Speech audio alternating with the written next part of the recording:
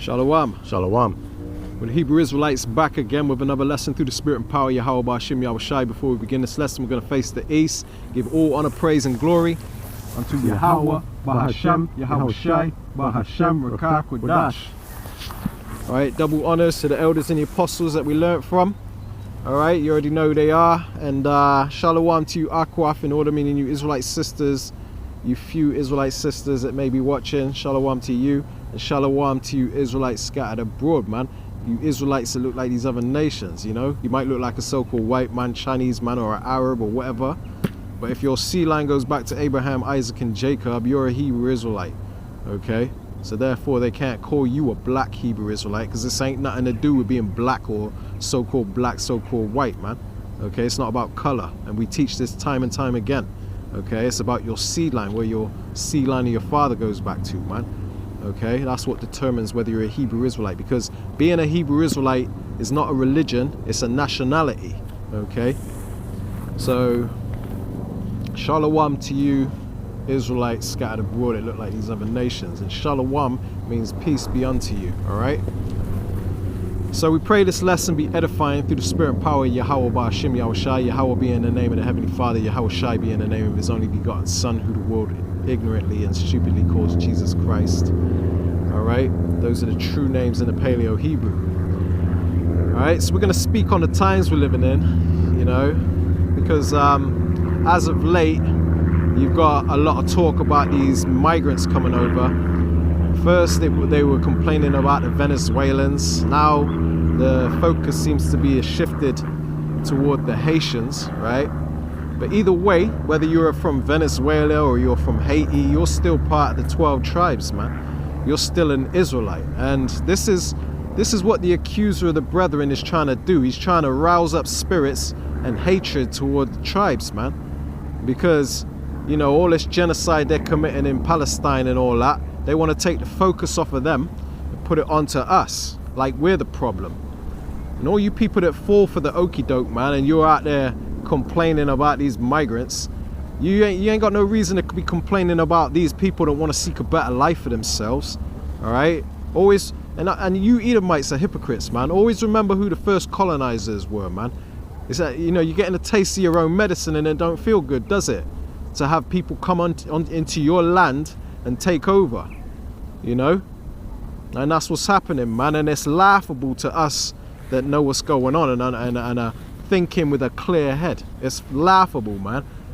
I think it's beautiful what the Lord is doing. He's stirring these devils up, man, giving them a taste of their own medicine, you know. But the focus is being shifted on these migrants right now, because apparently they're out there eating cats and dogs like crazy, and geese and stuff, man. When really that's just a few little, you know, a few little cases here and there of either voodoo going on or mental illness, whatever the case may be. You gotta be out of your damn mind to do something like that. But it ain't happening on the scale that they're trying to portray in the media. But you average idiot Americans, you fall for it every damn time, man. Anytime the media puts something in your face, it does wonders on you. It does exactly what they want it to do on you, man. Causes more division, more hatred, fuels more racial division, more separation, all of that, man. And eventually it's gonna get to the point where there is a civil war, because it's so easy to rouse you simpletons up, man. But these are the times we're living in, man.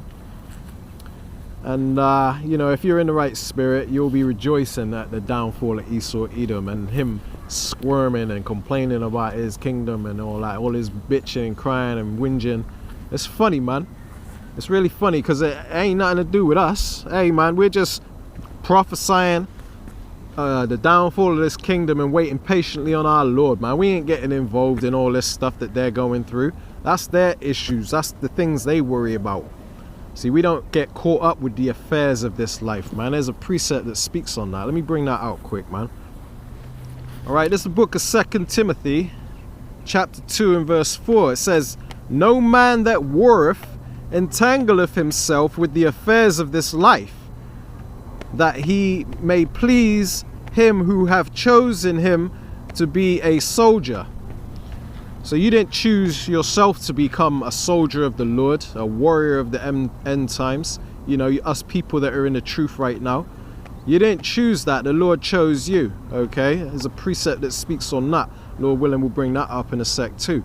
You have not chosen me, but I have chosen you, right? The scriptures speak on that.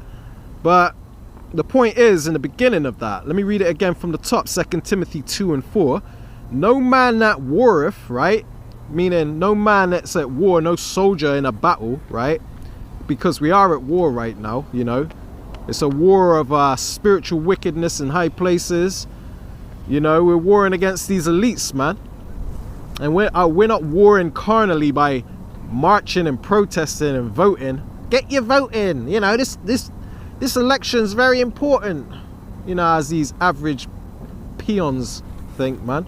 They don't know what's going on. They ain't no voting for these devils they throw in your face to fix things. They're all fulfilling the same agenda as these elites, man. That's what they want. It don't matter if it's Donald Trump. It doesn't matter if it's Kamala Harris. You ain't saving America, okay? America's through.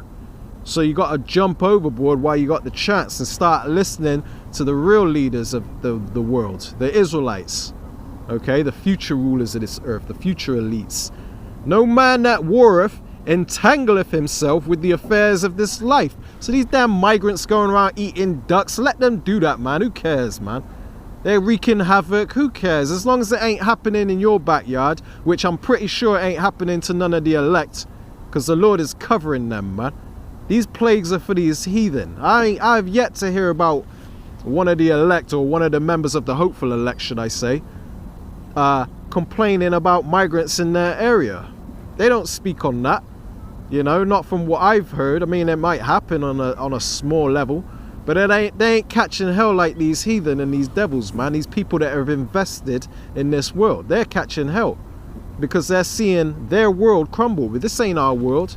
We know this ain't our rest. We don't care about what's happening in this world, man.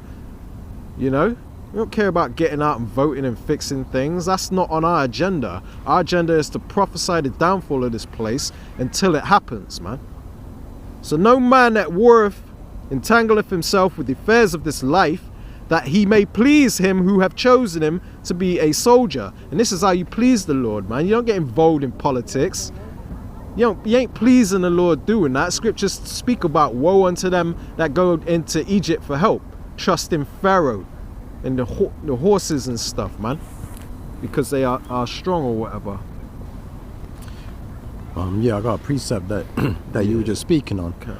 You know, when you mentioned about, you know, Yahushua saying, you have not chosen me, but I have chosen you. This is the book of John, chapter 15. I'm going to start at verse 16.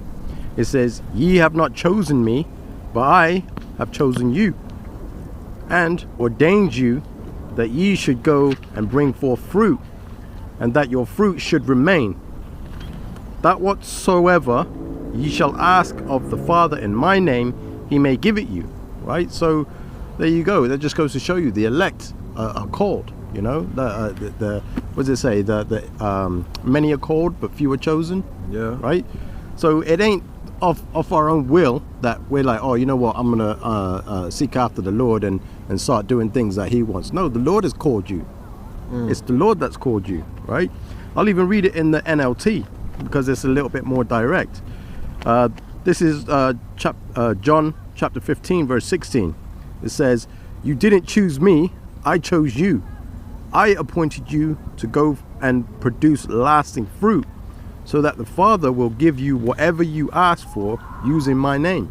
You know, again, that goes to show you how important the name is as well. That's key, man. You know? That's it, man. But yeah, I just wanted to bring that out because, you know, again, that just reconfirms that it isn't of our will, of our doing, you know, it's of the Lord. You know, the Lord has called us to be out here, you know, standing in front of a camera when we could be out here doing, you know, Lord knows what. But the Lord chose us out of this, and it's within our spirit that we want to come out here and please the Lord the best we can, especially in the times that we're coming into. You know, soon all hell and chaos is gonna sort of boil over, and we're just hoping that the Lord protects us in those times. You know, because ain't nobody going to be able to survive what's coming, you know, if you ain't got the protection of the Lord on you. You know, so it says, you know, I appointed you to go and produce lasting fruit. This is what we're doing. We're out here hoping that the elect hear the message. They come into the fold, they repent, they put their trust and their faith in the Lord, follow the commandments to the best of their ability, and that they be among the number that the Lord has chosen. Right? And it says, so that the Father will give you whatever you ask for using my name, and that's the name of Yahweh Shai. So we're calling on the Lord in the name of Yahweh Shai that he protect us from the times that we're coming into. You know? Yeah, man. You know, because you know, the like I said earlier, the weapons of our warfare are not carnal, man. You know, our weapon, one of our greatest weapons, is the fact that we have the name. We possess the name of the Lord, man. While everyone else is steady calling on Jesus to save them out of their troubles. They have yet to have their prayers answered. These people them prayers are falling on deaf ears, man, because there ain't no such thing as Jesus, man. False god, that is, an idol. This is 2 Corinthians 10, and I'll start at 3. It says, for though we walk in the flesh, we do not war after the flesh. For the weapons of our warfare are not carnal, but mighty through the Most High, Yahweh Ba'ashem Yahweh Shai, to the pulling down of strongholds. So this is how we pull down strongholds, man. You know, these devils have a stronghold on our people through feminism, through, you know, different religions and holidays like Christmas and all that. These are strongholds on our people. So what we do is we use the Bible, which is the greatest weapon of all, man. We use the scriptures and show our people what the scriptures are really saying, and show them how it differs from what Christianity is teaching, man. Because Christianity never had the truth, and anybody that has any sort of wisdom about them, any sort of spiritual discernment, if they was to stop and actually really take in what we're teaching, you know, then they would come to the understanding that Christianity never had the truth, and that we have the truth, man. And when you're given the actual truth, the truth will set you free. So that's the weapons of our warfare, man. Yeah, and just to add on top of that as well, one of the greatest strongholds that Christianity has on our people is teaching them that the name doesn't matter. Yeah. That Yahweh Shai's appearance doesn't matter. Yeah. You know what I mean? Like the truth matters. We have to worship the Lord in truth and in spirit. In spirit, right? And in truth. That's it. Exactly. So, you know, you have you have them. Christianity has our people calling on the, you know, JC. Yeah. You know, and that name has no meaning. There's no power in that name. But when you come under the correct name, Yahweh Shai, Yahweh and Yahweh Shai, there's power in the name, right? Yeah. And it says, I don't know if you're about to bring something out. I was going to give a quick precept. Nah, that's cool, yeah. Yeah. So this is the book of Proverbs, chapter 18, verse 10. It says, the name of Yahweh is a strong tower. The righteous runneth into it and is safe. You know, you call on the name, I don't even like to use the name, but I'm just, for the sake of the video, Jesus. You know, Jesus, save me. You know, our people been calling on Jesus for far too long. Excuse my language, but far too long. It is vexing. And there's never been any comfort out of that name. Right. But when you call on the name of Yahweh Shai, Yahweh Ba'ashem Yahweh Shai, look what's happened in the earth. The Lord has heard us. Yeah. You know, the Lord is coming back to deliver the elect. He's bringing punishment upon our enemies. Look how they're reacting with this migrant crisis, man. Yeah. And that's just one part of their that's one little aspect of their kingdom falling, man. The Lord is sticking the knife in slow, and you still got our people trying to save Esau, feeling sorry for them. After all they done did to us, man, the Lord is giving them payback, and you don't want it. To hell with you 2/3, man.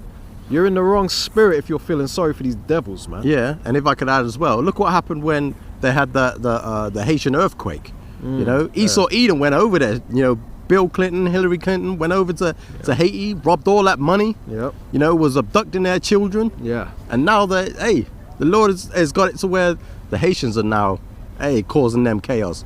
You know, causing them grief, distress. Exactly. So It's beautiful, man. you know, the Lord is looking out for His people, man. Yeah, Call man. Allah Yahweh Shim Oh, Yahweh Shai. Yahweh Shem Yahweh Shai, for real. You know, because, you know, these Haitians, they're coming over and just, a few of them may have ate a cat or two or whatever, man.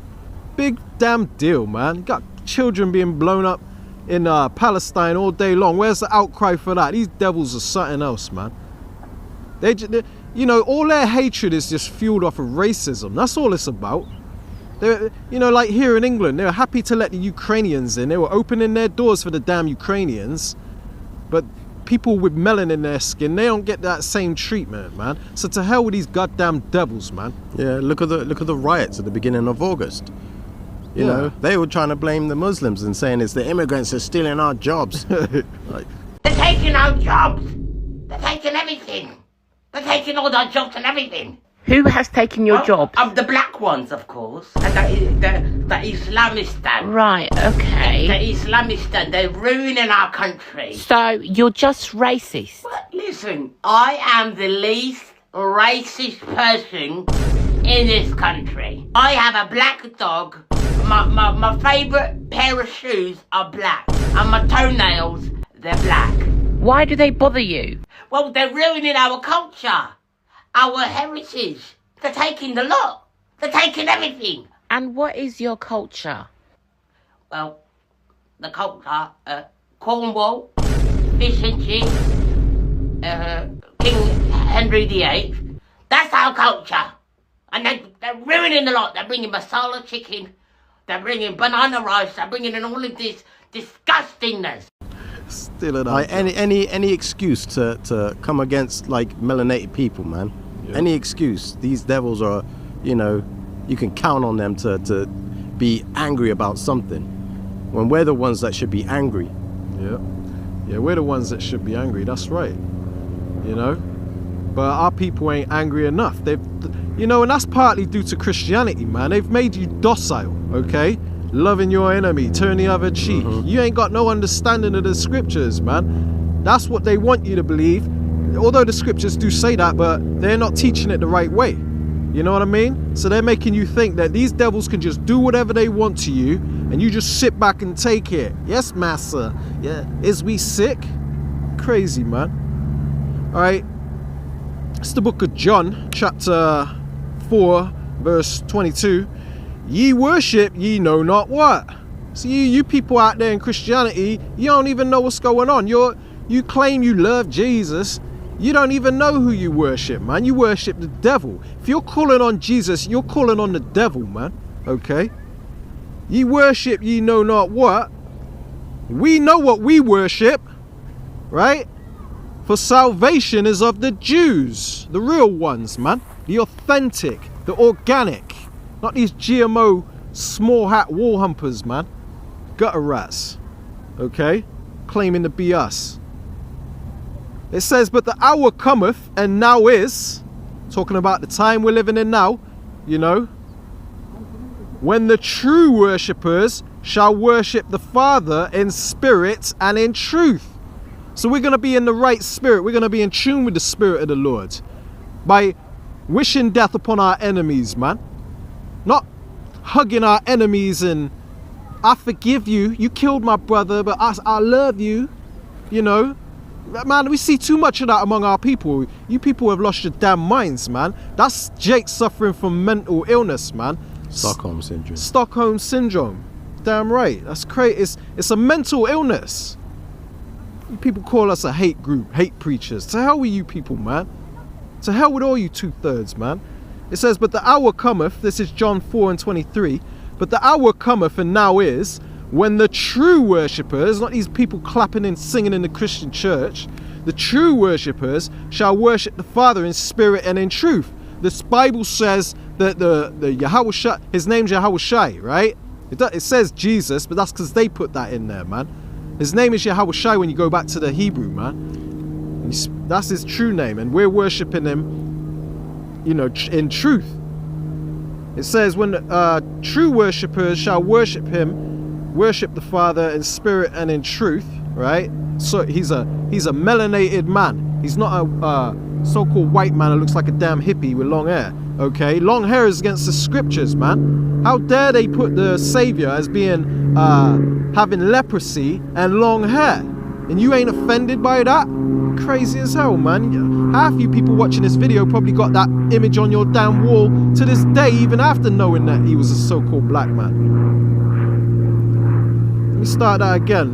John 4:23. But the hour cometh, and now is, when the true worshippers shall worship the Father in spirit and in truth, for the Father seeketh such to worship him. This is who the Lord is seeking to worship him. He doesn't want you coming to him and calling him Jesus, man. That's taking the Lord's name in vain.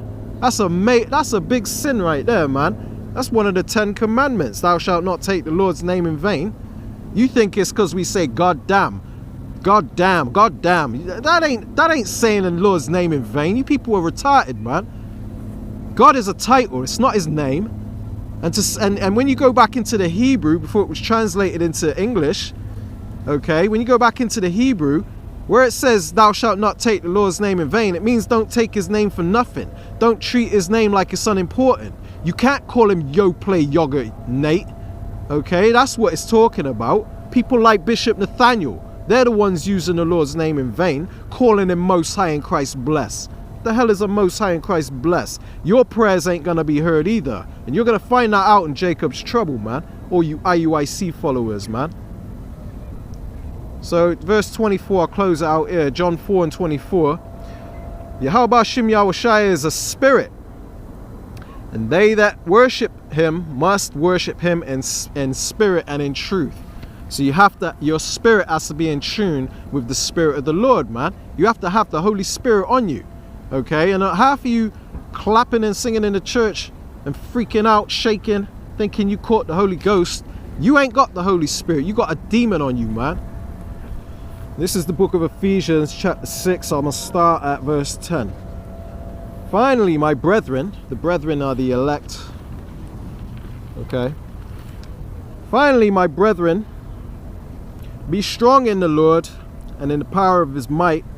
Put on the whole armor of Yahweh Hashem Yahushai, that ye may be able to stand against the wiles of the devil, meaning the deceptions of this damn devil, when he tries to put the juice in your veins. You know, if you lean upon what the scriptures say, you ain't gonna fall for him, man. You know? Scriptures say never trust thine enemy. Haven't we learned from the Tuskegee experiment?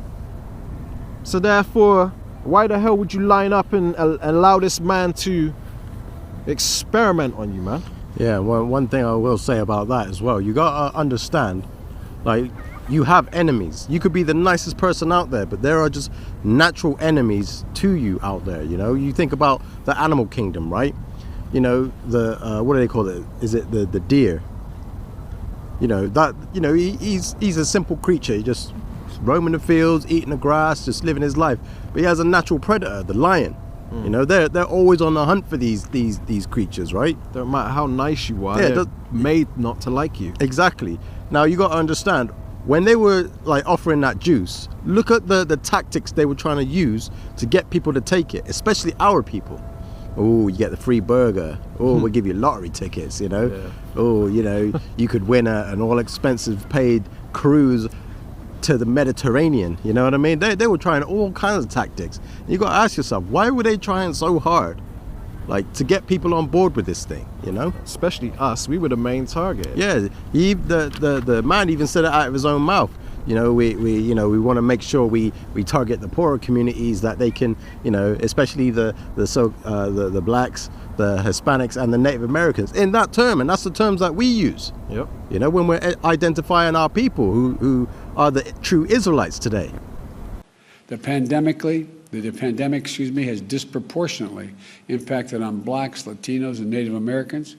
Impacted on blacks, Latinos, and Native Americans.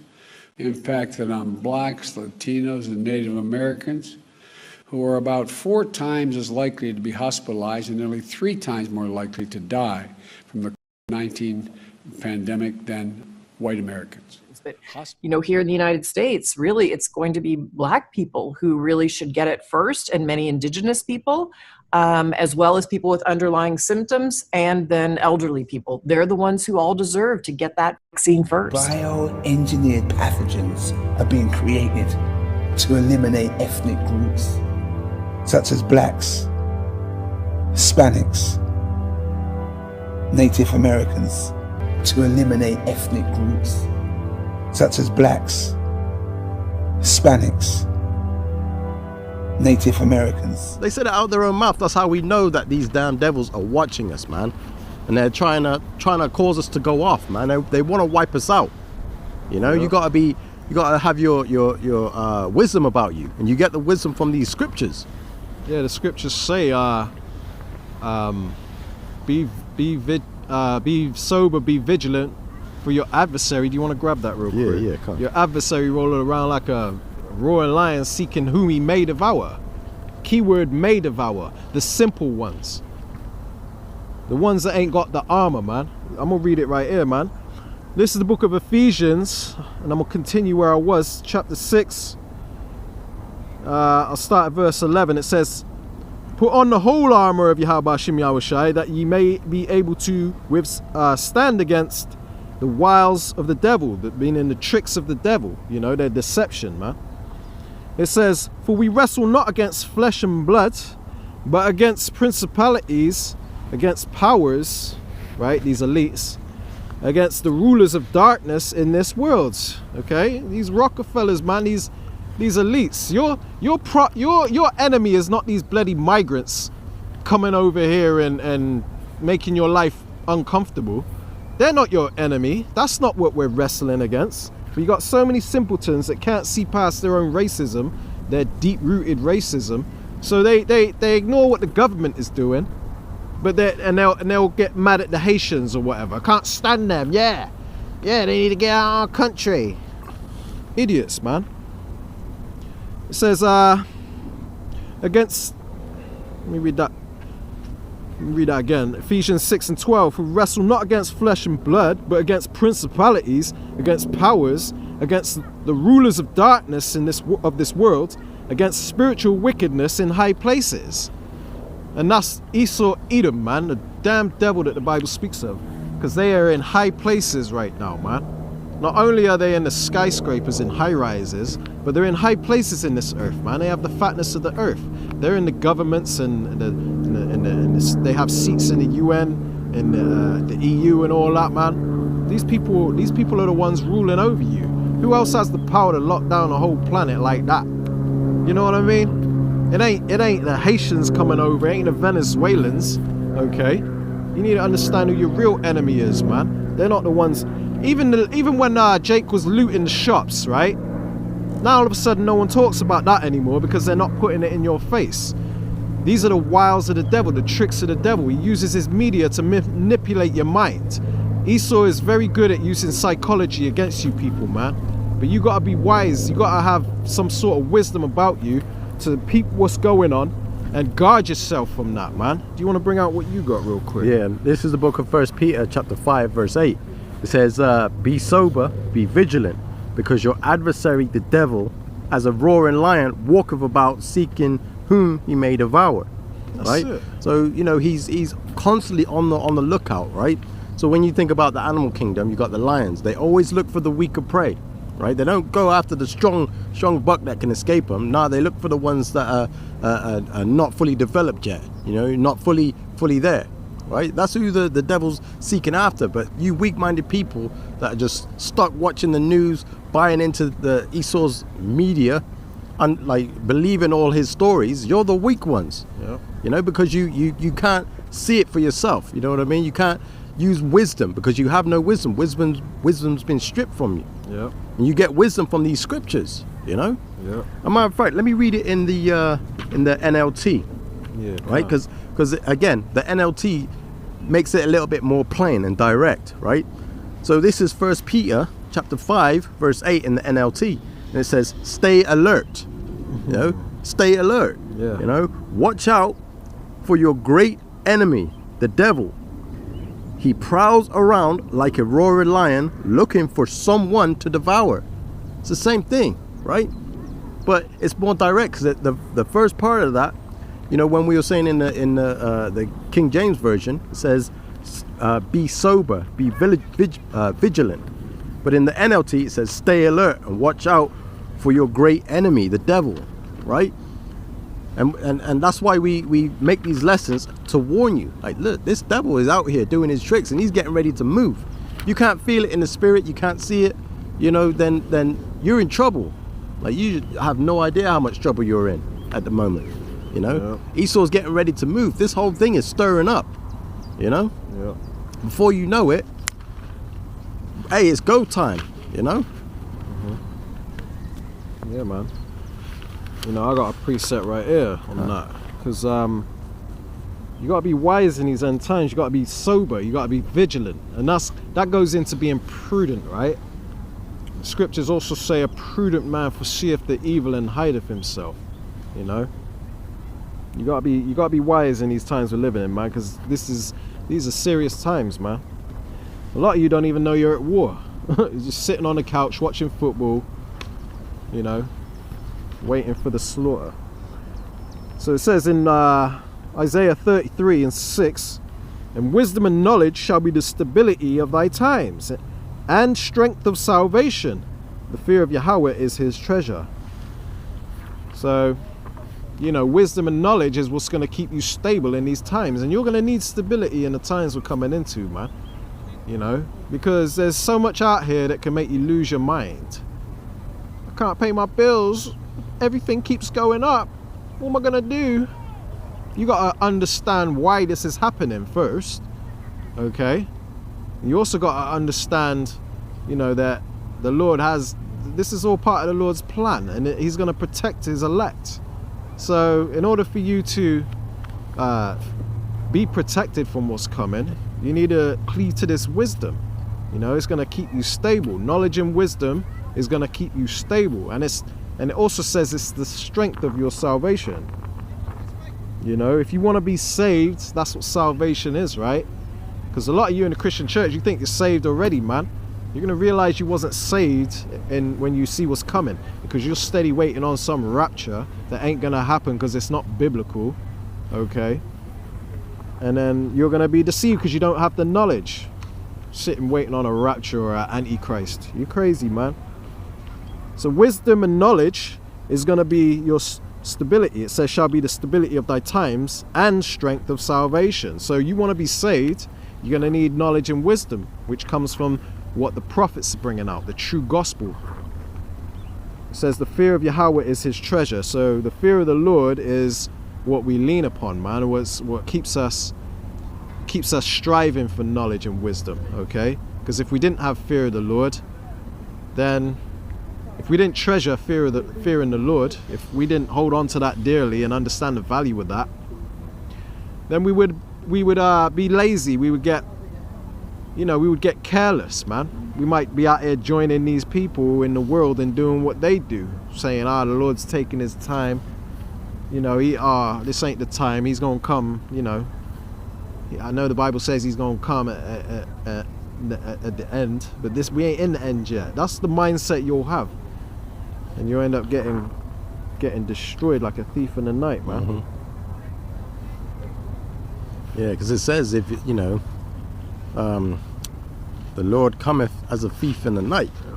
You know, so those people that will be affected by that is the ones that are not paying attention to the times that we're in. You know, the ones that are vigilant, keeping their eyes on everything, being circumspect. They're seeing that these things are about to boil over, and they're trying to warn the people. You know, it's like from an analogy standpoint. You know, you stood in the road and you see a 18-wheeler speeding towards you uncontrollably, just going faster than it should, and you're stood in the road arguing, no, we're not in those times yet. And we're sitting and standing there saying, look, get out the road, there's a big Mack truck coming at you full speed, get out the road. And you're like, nah, you can't tell me what to do. Nah, I believe the road, like, if I'm okay here, I'm okay here. And then before you know it, splat. You know, that's where we're at right now. Yeah, man. Because a lot of you Israelites are in La La Land, man. You really don't understand the times you're living in. Even some of the Israelites that are in, like, that understand they're Israelites. Yeah. You know what I mean? You got these camps like the IUIC teaching their congregation all kinds of madness. Yeah, man, and they're actually believing it, which is crazy, man. It's crazy that they actually, but it just shows the power of the Lord. You know, the fact that they believe these lies, man. And you can easily see that they're lies, but these people are none the wiser, man. They don't have any sort of wisdom about them. So they ain't got the strength of that. They ain't gonna receive salvation, man. Ezekiel 12 and 27, this is explaining the mindset a lot of you jakes, you 2/3 jakes out there, man.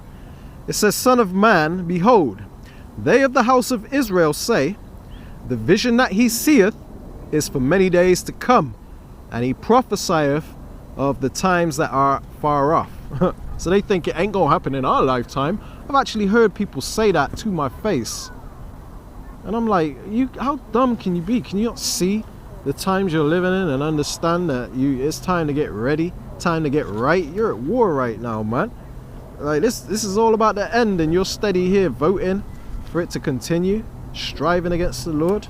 Yeah, saying stuff like we all have to come together to stop the power of the elites. You know, we can do this. The people have the power. Yeah. Like, no, you don't. Yeah. The voice of the people. If we all unite, you know, that image where, you know, you got like one man getting beat by the slave master, and then you see more coming and standing up, and then eventually they overcome the slave master or whatever. You know, there's many different types of images like that. Hey man, don't let that fool you, okay? They like to keep you they like to give you false hope that if you guys unite, you can beat us.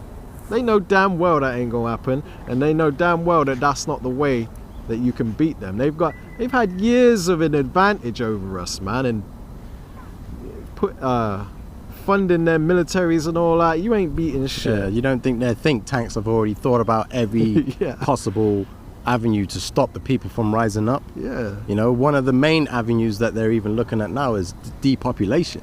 You know, keep the population under a certain level, you know, to make it more manageable. Yeah, you ain't free, man. This is a prison planet. Okay? Yeah, Micah, you ain't. Oh, sorry. Yeah. Micah 2 and 10, this is not your rest. Go ahead. Yeah, you ain't gonna stand up against the elites if you ain't had nothing to eat for the last, you know, couple of weeks. You know, you're gonna be too weak. They just gonna feed all their soldiers, their troops, Yeah, man. and send the UN troops after you. You think them UN troops give a damn about the citizens of you know, Britain or America? They don't. They'll get you so weak and skinny that a damn transgender troop will come and beat your ass. And then take it. You just fucking slap you down like it's nothing. Oh gosh. Let me read that again, man. Ezekiel 12 and 27. Son of man, behold, they of the house of Israel, these 2/3 wicked ass niggas, man, and the nigger woman, N-dub. They of the house of Israel say, the vision that he seeth, talking about these prophecies that we're prophesying about, Jacob's trouble, famine, lawlessness, martial law, FEMA camps. The vision that he seeth is for many days to come, the MOTB. It says, and he prophesieth of times that are far off, because they don't have any wisdom, man. And that's going to be their downfall. Verse 28, right? Ezekiel 12 and 28. Therefore, say unto them, thus saith Yahweh power. It says, there shall none of my words be prolonged anymore, but the word which I have spoken shall be done, saith Yahweh power. So this is why you're seeing everything happen back to back to back in these times we're living in, man. You're seeing World War III, you're seeing a new damn disease pop up every 2 minutes. Migrant crisis, inflation, earthquakes, man, so many things, but it's all prophecy. This is because the Lord is intervening now. He's no longer holding his tongue. He's been very patient with us, and And now it's the time of judgment. So he's going to gather together the ones that he's going to save, and he's like, to hell with the rest of them. Their life was in vain. Yeah, the Lord's coming to visit the world which he made, you know. Yep. This is the book of Proverbs 29 and 18. It says, where there is no vision, the people perish. So, you know, if you can't see what's going on, you ain't got any wisdom about you to understand what you got to do to get right, and your mindset is, I gotta vote, I gotta get out there and vote for Kamala or Trump, because a lot of our people that hated Trump, said he was racist, now all of a sudden they're having a change of heart because they're looking at him as their only hope, their only the last resort. So they're like, all right, well, he'll do, you know, maybe he's not that bad, you know, he was better than Biden. And they actually think that by voting for Trump, that, you know, that's gonna make things better, man. So where there is no vision, you don't have the vision of what's, you know, what really needs to be done to fix this place. Where there is no vision, the people perish, but he that keepeth the law, happy is he. That goes into wisdom and knowledge being the stability of our times, man. Okay?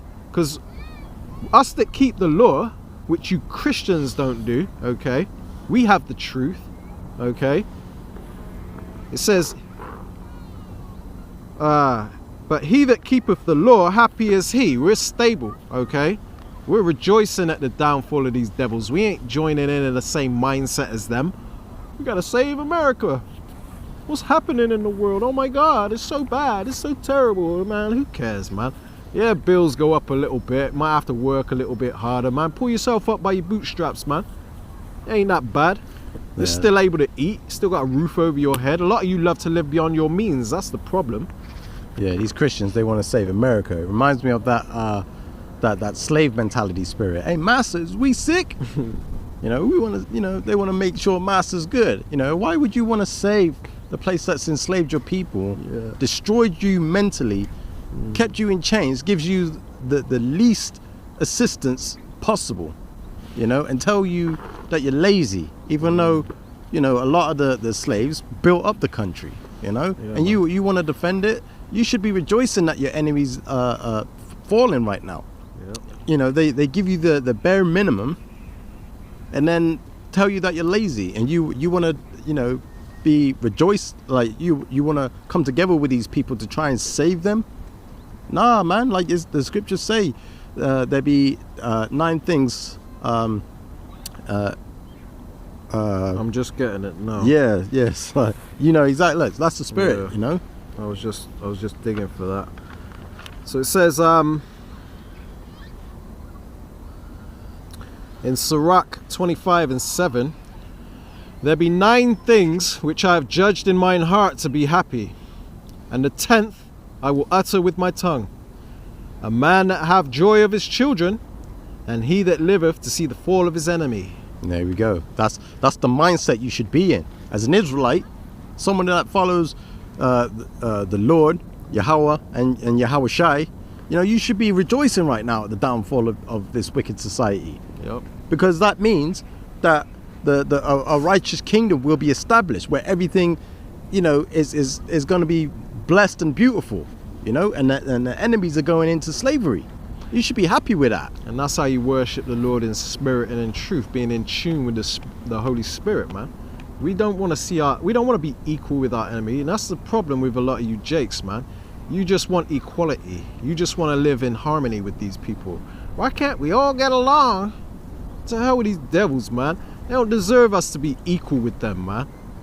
They will never be equal with us anyway. They weren't created that way. They were created, you're the lamb and they're the lion, okay? They ain't your friend. They want to eat you, okay? You just haven't figured it out yet. All right, this is the book of 2 Chronicles, chapter 9 and verse 7. Happy are thy men, and happy are these thy servants, which stand continually before thee, and hear thy wisdom. That's us, man. We're the servants that stand continually before thee, before the Lord, bringing out this word, man. We're either doing it on our phones at home, you know, in our bedroom or whatever. We're doing it online, you know, doing it through different social media platforms. But this is a form of standing before the Lord and doing his work, being a servant, okay? So let me read that from the top again, because it says that we're happy. We have the knowledge and wisdom of what's going on in this world. You know, our mind is set free. The scriptures say, you shall know the truth and the truth shall make you free. Obviously, you're not free in this world. We're still in the land of our captivities. But it means set your mind free. It means you're going to be at peace. You ain't going to be panicking and complaining and stuff like the rest of these people, man. We know what's going on. and we have a joy inside us that can't be expressed, man. So it says in 2 Chronicles 9 and 7, happy are thy men, us, teaching out on the highways and hedges and doing what we do, you know. Happy are thy men, and happy are these thy servants, right? So the Lord's men are his servants. It says, which stand continually before thee and hear thy wisdom. Knowledge and wisdom is our stability. Just like I brought out earlier, man, in Isaiah 33 and 6, I think. I believe, yeah. So there you have it, another precept to that, right? You know, having this knowledge is a gift. It's a rare treasure, man, okay? You know, just to switch it up a bit, in other news, we have, you know, what's going on over in Russia right now. You know, you have reports that Ukraine is requesting that they be allowed to use ballistic missiles or long-range weapons to strike inside of Russia, in the heart of Russia, you know. That's a dangerous game. That's a very dangerous game. And it's like, you know, they've requested, I believe it's from the UK, Canada and America, they've requested the permission. Now, the UK, Canada and America, aka Babylon, they're sort of coming to an agreement, or they're sort of deliberating right now whether they should give them the green light. Now, if that decision is made and they're given the green light, yeah, you can use ballistic missiles. Putin's already come out and said, like, look, if you agree to this, then basically you've now officially stepped into the war, basically stepped into waging war on Russia. So you would now be a viable target, you know. Russia told the United Nations today that if the West allows Ukraine to conduct long-range strikes, then Russia will be at war with NATO, the United States, and Europe. Now, Biden and Starmer are expected to call his bluff today as they're set to approve long-range strikes. And this, as some say, Russia can't even handle the poorest country in Europe right now. They've lost nearly 600,000 troops. And so European leaders have been laughing off the threat for the most part, and Poland saying it's unserious. So that means that Europe is not off limits, because NATO includes all them European nations, you know, all them European countries. So it says if NATO gets involved, you know, they're in breach of waging war on Russia. So any target is viable. So that means England could be hit with missiles. You know, that means Germany or France, Spain, all of them places can be hit with missiles, right?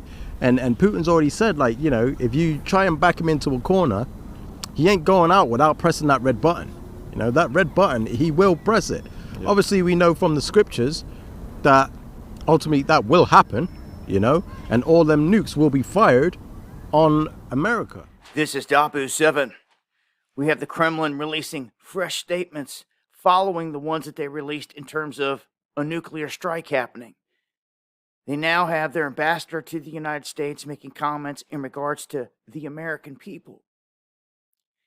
And they're talking about what will happen here if Biden was to jump on board with everyone wanting to use long-range weapons deep inside of Russia.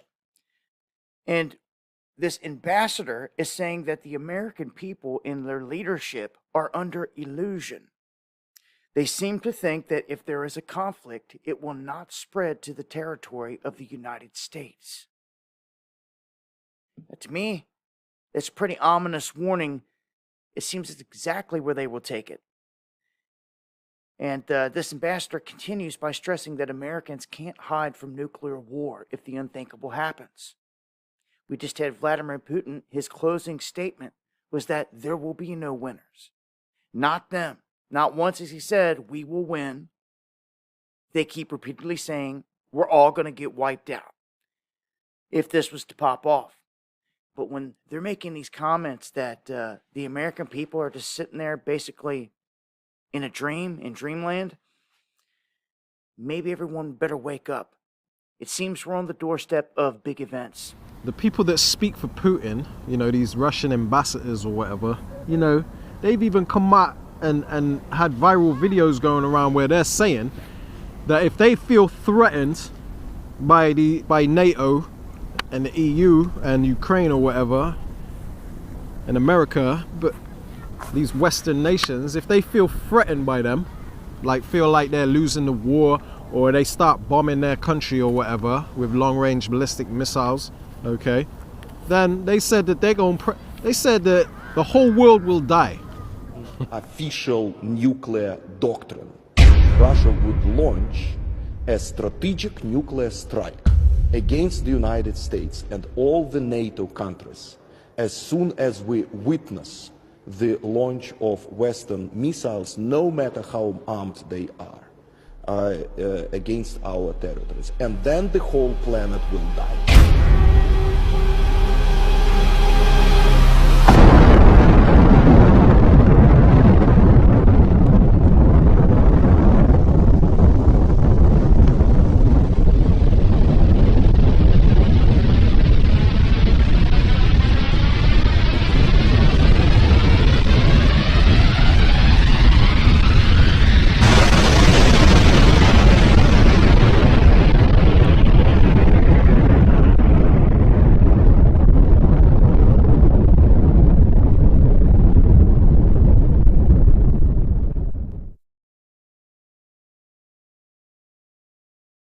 That's the talk of a madman, you know what I mean? But we understand from the scriptures that, you know, it ain't gonna be, you know, I mean, the elect are gonna be, you know, delivered from that. But, you know, again, you know, these are the times that we're coming into, and we can see it unfolding rapidly, you know, and it says in the scriptures that this is what's gonna happen. Yeah, you know, they're gonna press that button. And I think if you think about NATO ain't really, you know, that's the whole European country. So countries like Spain, they're not really active in this whole thing. You don't really hear much about Spain. But could you imagine, like, America gives them that authorization. Now, because Spain is part of NATO, Russia then bombs Spain. You think Spain's gonna be happy about that? Like, America, why did you push this? Yeah. You know? It says the least of the flock. The scriptures say the least of the flock shall draw them out, right? And that's these small hats in our land right now, parading themselves around as being us. Mm-hmm. You know what I mean? Because everybody wants to be us. But everybody want to be a nigga, but don't want nobody want to be a nigga. Forget where I heard that from. Paul Mooney. They just, yeah, that's it. Paul Mooney or whatever. Or Dave Chappelle. But, it's funny. But that's true. That's a true statement, man. They don't want to partake in the curses, but everybody want to be us. They just don't want the hardship that comes with that. You know what I mean? You got anything else? Yeah. So just speaking on you know, these times that we're coming into, right? The scriptures even say that, you know, matter of fact, I'll bring it out. This is the book of Acts, chapter 2, verse 17, and it says, "And it shall come to pass in the last days." Now we know that we're in the last days. Everything that's kicking off at the moment, we're in the last days. Whether you agree with that or not, it doesn't matter. We're in the last days, right? We'll start from the top. So Acts 2 and 17, it says, "And it shall come to pass in the last days, saith the Most High, I will pour out my spirit upon all flesh, and your sons and your daughters shall prophesy, and your young men shall see visions, and your old man shall dream, or your old men shall dream dreams." Now we've noticed through the spirit and power of Yahweh Hashem Yahushai that there's a lot of people that are having visions, having dreams of seeing America being destroyed. You know, they're seeing these visions of the MOTB system being implemented, people being snatched up. You know, there was a Christian guy who was saying about the rapture. I mean, he was a bit off on what he was saying, but he was saying that basically, You know, you had the people that don't agree with the MOTB and refuse the micro-CHIP, and they fled into the wilderness. They fled into the forest and you know, to get away from society, right? But what was happening is they had the drones flying over scanning, and it was directing the martial law troopers, or the FEMA troopers, or whatever you want to call it, that were being like leading themselves to the people that were trying to duck it. And it was like they were being executed on site if they didn't accept it, you know? So it's like, this is the times that we're coming into. Our you know, sons and daughters are having visions. They're seeing these things, right? You know, and I'm sure there's some brothers out there with testimonies that said, look, I had a crazy dream. I know I have, years ago, and I can remember it as clear as day. You know, I was stood in a city, and I was stood next to, like, there was a one of those SAM surface to air missile systems, the SAM sites, and I remember standing there. It was at night time, right? And you could see the city. I was like on a dock somewhere, and right across the dock, it's like a river, and then you could see the city on the other side. And I was stood next to one of those SAM sites, and I remember hearing a rumble in the sky. It was like sounded like I don't know, like a jet taking off or something. It was like a deep rumble, and I heard this thing beep behind me, beep, and then next thing you know, oh yeah, the missile, the missile shot, and it went after this. It looked like a ballistic missile that was just coming in, and the missile went to hit it, and it missed, completely missed, and then the missile went over and it hit the city, and it literally blew up the city. You know, this nuclear missile went off in the city, and as the shockwave was coming, that's when I woke up out of my sleep, because it was terrifying. I just watched the whole entire city just turn to nothing. It was crazy. My son had a dream also about the end times, and he said that missiles were hitting this city he was in, and he remembers seeing big boulders caving people's heads in, raining down on people, man. Like great hail, you know. But it was he said it was from buildings being blown up. Those boulders were flying up in the air and then raining down on people, and they were just caving people's heads in and stuff, man. And everyone was running crazy, panicking and stuff. So, you know, a lot of people having dreams and visions, man, because it's part of end time prophecy. Also backing up the fact that we are in the end times. This is it, you know. So being that you are now seeing all these signs letting you know what time we're in, what kind of mindset should you be in? Should you be in the mindset of starting a business, building a house? You know, we're gonna build an Israelite community. We're gonna travel the world. You know, we're gonna do the Ruach challenge into the kingdom. Now you should be focusing all your energy on getting right, getting on the Lord's good side, finding out His name, that strong tower. Okay. I want to read because you were speaking about earlier about you know, this Putin gonna push that button. There's nothing anyone could do to stop it because it's biblical prophecy. So it don't matter what we do, this war is going to escalate. It's not gonna die down. There's not gonna be no peace talks, and then all the countries come to some resolution. And then, how retarded can you be to think that? Because you gotta think with a sober mind. Like this is only gonna get worse and worse and worse until it's right down your doorstep. You know, it's gonna spiral out of control, man. So I want to read 2nd Ezra chapter 16. I'm gonna start at verse 2. It says, "Gird up yourselves." In fact, I might as well start at 1, man. Just read the whole thing, because there's a lot on this relating to the times we're living in. This is why they hid the Apocrypha from you. The word Apocrypha means hidden books. So these are the hidden books, basically, right? It says, "Woe," 2nd Ezra 16, starting at 1. "Woe unto thee, Babylon and Asia, China and America." It says, "Woe be unto thee, Egypt and Syria." Let me start that again. "Gird up yourselves with cloths of sack and hair. Bewail your children and be sorry." So this is the mindset you should be in. You should be taking these times serious, because your children are getting ready to either starve to death, be taken by some perverts. Like, say you was to die before your children because you're out there trying to get food for your family, you end up getting killed in the streets. Now your children are at home alone, Unprotected. unprotected. Where how come mummy and daddy never came back, not knowing that you died out there on a mission to help them? And now you got some pervert roaming in your house doing what they want with your kids, killing your kids, whatever, man. Listen, man, ugly times we're coming into, man, and you lot ain't taking it serious. So it says, gird up yourselves with cloths of sack and hair. That means to be, like we got right here, this is considered sackcloth.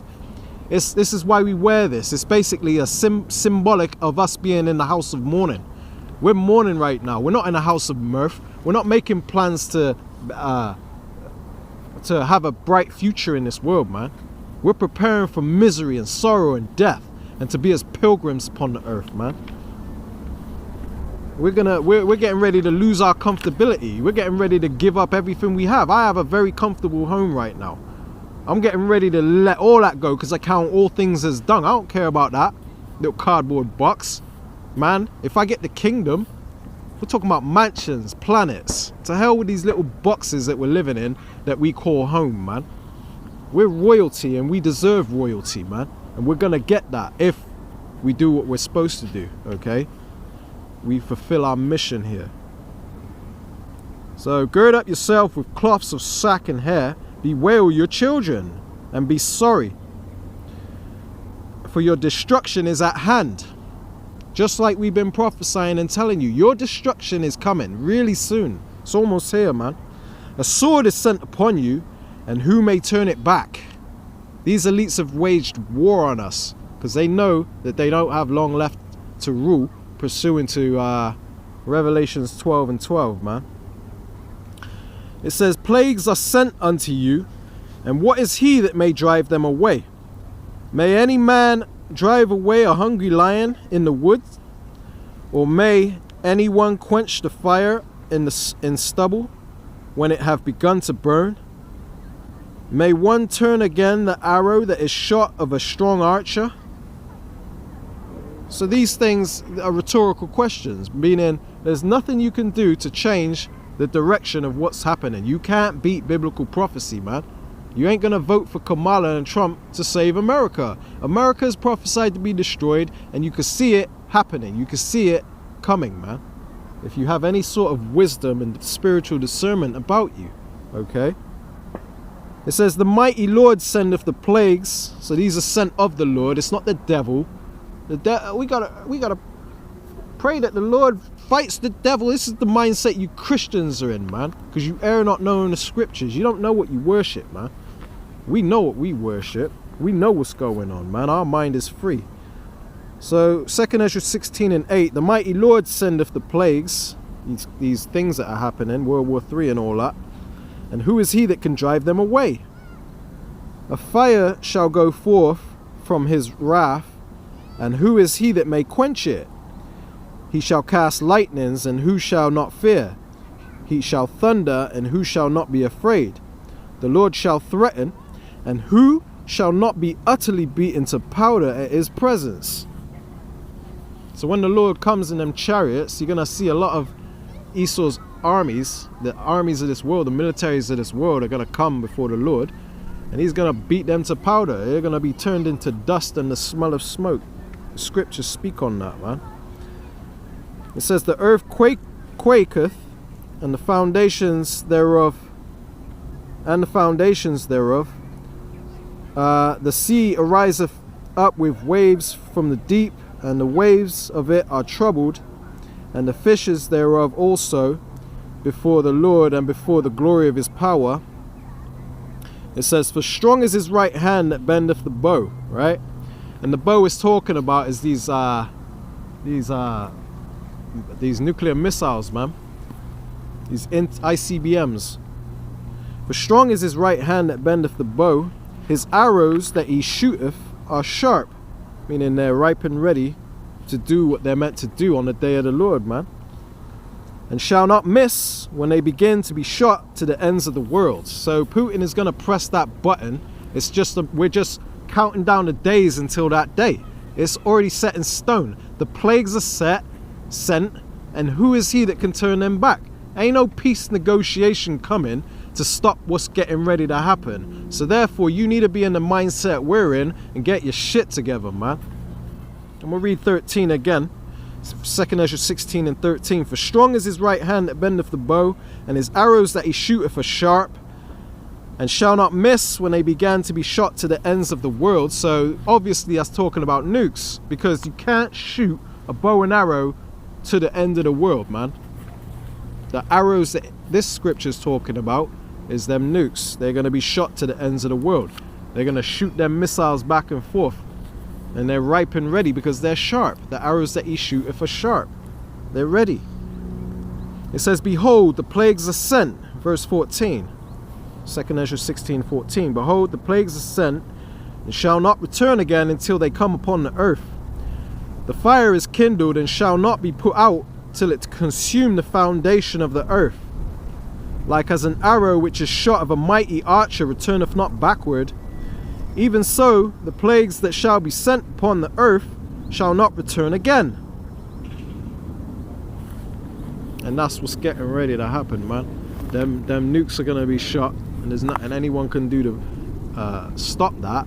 So therefore, the wisest thing for you to do is stock up on knowledge and wisdom and the fear of the Lord, man. That's our treasure. Knowledge and wisdom will be the stability of our times and the strength of salvation. Isaiah 33 and 6, man. You know. Yeah, and just to touch on something you brought out earlier. You were saying that basically you have a comfortable home, and you count it all as dung, right? The scriptures say, this is Matthew, the book of Matthew, chapter 6, verse 19. It says, and it's red letter, so it's Yahushua that's speaking. It says, lay not up for yourselves treasures upon earth, where moth and rust doth corrupt, and where thieves break through and steal, right? So you've got all these trinkets, right? You got this big old house. You got all these possessions that you've worked, hard for. You got to count it as dung. People can break into your house and steal those things, right? You can buy a classic car, and if you don't, keep up with the maintenance, it will rust. And things just corrupt. Things ain't meant to last in His kingdom. I'm gonna keep reading. This is Matthew 6 and 20. It says, "But lay up for yourselves treasures in heaven, where neither moth nor rust doth corrupt, and where thieves do not break through nor steal." Like the treasure is this wisdom, right? You know how much knowledge and wisdom, like how much treasure there is in these scriptures. Yeah, man. To understand what's coming, to understand what you need to do during those times when trouble's about. But you got a lot of people that think this is just a book of fairy tales. Mm-hmm. Okay, yeah, all right, cool. Yeah, calling on the name, getting the correct name of the Lord. The Spirit, revealing the name of the Lord unto you when you seek Him in being genuine. Genuine and in truth. You seek the Lord, and then the Spirit comes upon you. You see the teachers, and then you get the correct name, and now you have the name, which is a strong tower. You know who to pray to. It says, verse 21. It says, "For where your treasure is, there will your heart be also." Right? So your mind's going to be focused on the Lord. When you're going through hell, you're going to understand, because it says in the scriptures, the things that were written aforetime were written for our learning. Now, when you're in a low state, you think about Job, the story of Job, where Job went through hell, but he didn't forsake the Lord. He kept praying, he kept fasting, he kept calling on the Lord. And then look, the Lord increased him at the end. All these things are going to come upon you. Job is probably one of my favorite books in the scriptures, because of what Job went through. He, no matter what the Lord put him through, or the Lord allowed Satan to put him through, Job never folded. He kept his integrity. He kept, you know what I mean? Like you get good stories, like, from the scriptures. You get a good understanding of how you should act. When we're brought to a low state, when Esau's coming in as a flood, and he's, forcing you to either accept the micro C hip or be beheaded. Hey, look, unto death. I follow the Lord. Because I know that crown of life is coming after that.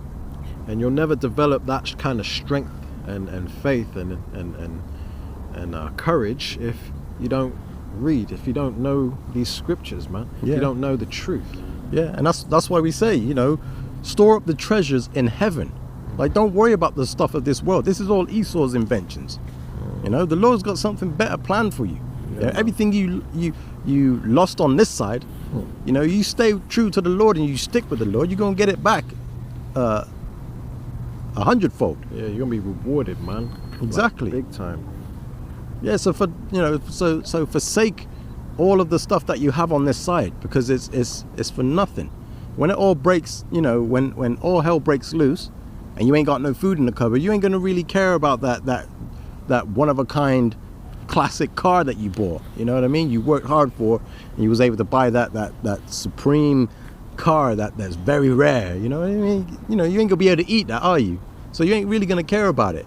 You'd probably sell it to be able to be in a position to buy some food. It wouldn't be that important to you, you know? But these scriptures are very important. That's it. Any more you bringing up? Or? No, you're good. Yeah. All right, this is the book of Philippians. Okay, you'll see where I'm going with this. Chapter 3, in verse 7, it says, "But what things were gained to me, those I counted lost for Hamashiach." Okay, for the Lord, Yahushua, man. So basically, for this gospel, you know, the things that were a gain to us, like our comfortability, our home, our job, whatever, man, your status in this world, hey, for the Lord's sake, we count it as dung. We count it as a loss, okay? Because we know what's coming, and we know we're getting ready to lose all that anyway. Especially if we follow the Lord, we ain't gonna give in and take the MOTB, okay? We're not gonna take the mark of the beast, okay? We know what's coming, and we're in the right mindset to reject that and count all things as loss, right? And it says in verse 8, right? Philippians 3 and 8, yeah, doubtless, and I count all things but loss for the excellency of the knowledge of Hamashiach Yahushai, my Lord, for whom I have suffered the loss of all things, and do count them but dung, that I may win Hamashiach. So that's the mindset you got to be in, man. You know, you got to be in the mindset of giving up all these things that you've gained, this status, this money, this wealth in this world for what's to come, to follow the Lord. You got to, you know, pick up your cross and follow the Lord, man. And this is Mark chapter 8, verse 34.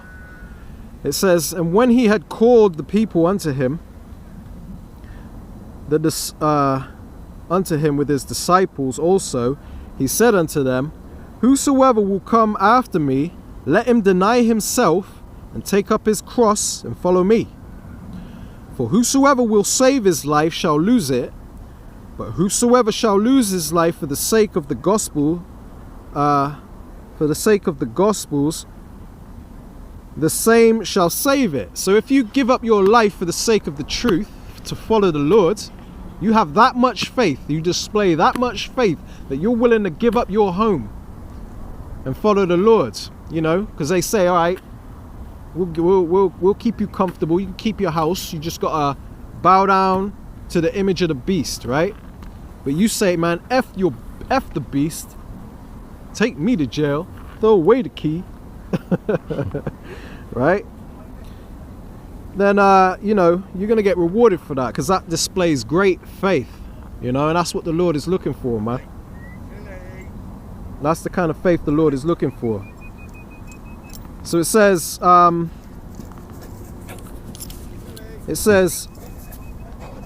gonna read 35 again. "For whosoever shall save his life shall lose it, but whosoever shall lose his life for my sake and for the gospel's, the same shall save it." Verse 36, Mark 8 and 36, "For what shall it profit a man if he shall gain the whole world and lose his own soul?" And that's Esau Edom, man. He's got the fatness of the earth. He's gained the whole world, and he still can't have enough. But the Lord, what profit is that if the Lord's going to take away his soul? Meaning this man's getting ready to go into extinction. So what was it all for? What was it all worth, man? You're going to leave by a crappy legacy and then be out of here. You're going into slavery, and then you're getting eradicated from the earth. So what was it all for, Esau? What was it all for, you so-called elites? Joke's on you, man. We're the ones that are gonna get the last laugh. This is the winning team. These elites are through. This kingdom is through, and you don't want to go down with it. Because if you invest in this place, especially in the times we're living in, then you deserve to go down with it, man. All right, so we're going to wrap it up here. Lord willing, you've been edified through this lesson. All right, we're going to face the east, give all honor, praise, and glory unto Yahweh, Bahashem, Yahweh Shai, Bahashem, Rakak, Wadash. All right, shalom. Shalom.